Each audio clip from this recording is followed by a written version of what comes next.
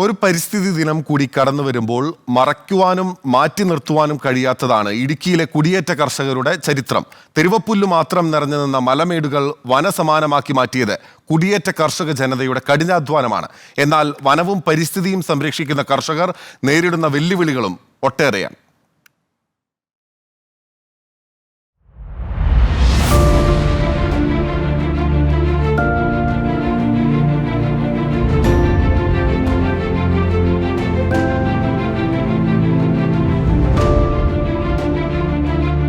ദേശീയ ശരാശരിയേക്കാൾ വനവും വനാവരണവും കാത്തുസൂക്ഷിക്കുന്ന കേരളത്തിന് അഭിമാനമാണ് ഇടുക്കി. 4612 ചതുരശ്ര കിലോമീറ്റർ വിസ്തൃതിയുള്ള ഇടുക്കി ജില്ലയുടെ 55% സംരക്ഷിത വനമാണ്. ഇതിൽ 3 വന്യജീവി സങ്കേതങ്ങളും 5 ദേശീയോദ്യാനങ്ങളും ഉൾപ്പെടും. സംരക്ഷിത വനമേഖലകൾ മാത്രമല്ല, ഇടുക്കി ജില്ലയിലെ ഓരോ കർഷകന്റെയും കൃഷിയിടങ്ങൾ വനസമാനമാണ്.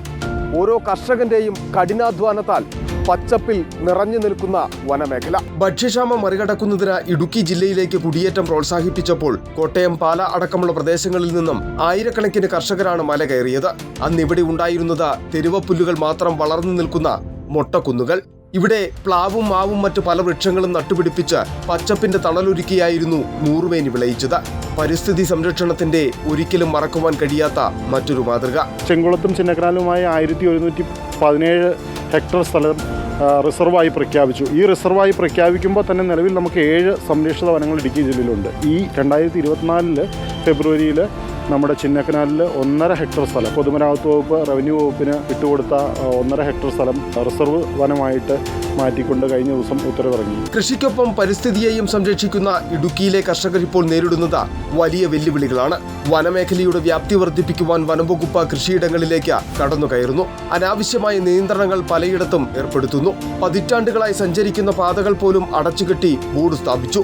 നട്ടുവളർത്തിയ മരങ്ങൾ മുറിക്കുവാൻ അനുമതിയില്ല. ചിന്നക്കനാലും മാങ്കുളവും അടക്കമുള്ള പ്രദേശങ്ങൾ കുടിയിറക്ക് ഭീഷണി നേരിടുന്നു.